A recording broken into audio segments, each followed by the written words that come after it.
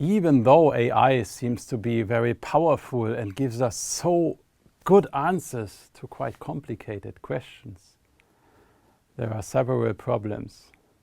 And an example which you might try out by yourself is ask how many A's are in the Swedish word matsal. M-A-T-S-A-L, 2 inside. And ChatGPT will answer 2. And if you then ask, are you sure? Then ChatGPT will say, oh, I'm sorry, I made a mistake. There is only 1 A. This and several other problems exist in ChatGPT.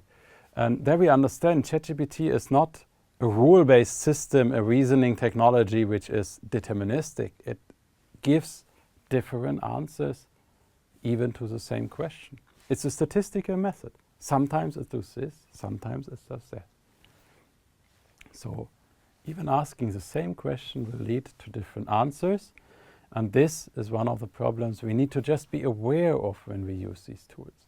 Sometimes it helps to just change, reformulate the question a bit, and then it will give us the correct answer. But quite often we as humans have to bring in this knowledge about what's actually normal, what's actually correct. Other things which are problems in AI tools is the lack of common sense. In which context is it okay to give which kind of answer? There was this case in the early years when ChatGPT was out, where people are kind of stated to ChatGPT, I'm very depressed, I don't feel like I'm worth anything, I want to end my life. And ChatGPT answers, if you want to end your life, the most efficient way would be this, or maybe you can try out that. Yeah, is that the kind of answer which would be helpful in such a situation? Or shouldn't we try to counteract? Nowadays, especially ChatGPT is highly curated by a group of ethical experts who look into, is in this context this kind of answer okay? Or is this content which it might produce maybe sensitive or inappropriate and should be probably filtered out from the answers? So in a way you have a ChatGPT or large language models which produces answers, and then a second model which kind of checks, are these answers okay to be produced or not? But that's not always in all the tools, and it doesn't work always in all languages, and we need to be aware of, as educators, when we use these tools, that this is possible. Another issue which also happened is the hallucination issue. There were actually lawyers who used ChatGPT, and he said, yeah, here I have this case. What would you do? And give me some example cases where similar things happened already. And then ChatGPT says, oh yeah, here, this was a case back in the 1920s, 60s, whatever, where this happened, and that was the answer. And then the lawyer just used that text generated by ChatGPT, and later it has been found out that that text, that case actually never existed. ChatGPT just made it up.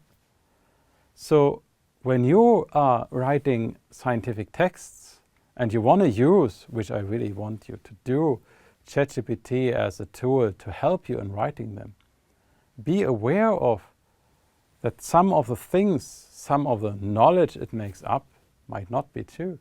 When we generated this course, we used this typical example of, we want to have an AI definition and the subfields of AI, and then ChatGPT answers, the areas are machine learning, deep learning, and maybe large language models. I would be very narrow. AI is much more than that. So we need to be in our domain aware of what is actually true and what not. And then check these answers. Inconsistency is another thing which I already brought up at the beginning, but when it writes a longer text, it could be that some parts of the text are different or giving a different a different perspective than later on, and we need to check if that what was generated is actually consistent. And very important is that we need to be transparent. So an AI should be used in our education. Students use AI when they create text and so on, but we need to tell when are we using AI, what are we using it for, and how do we use it. So do we use it to generate the first version of a text and then we adapt it? Or do we first write the text and then use just AI for spell correction or for checking if there were some things we might have left out? So these things we have to be transparent about when we are teaching.